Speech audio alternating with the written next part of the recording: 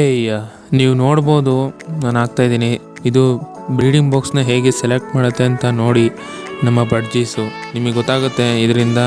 ಈ ಥರ ಏನಾರ ನಿಮ್ಮ ಬಡ್ಜೀಸ್ಗಳು ಮಾಡ್ತಾಯಿದ್ರೆ ಮಡಕೆ ಇಟ್ಟಾಗ ಪಕ್ಕ ನಿಮ್ಮ ಬಡ್ಜೀಸ್ ಬ್ರೀಡ್ ಆಗುತ್ತೆ ಅಂತ ಅರ್ಥ.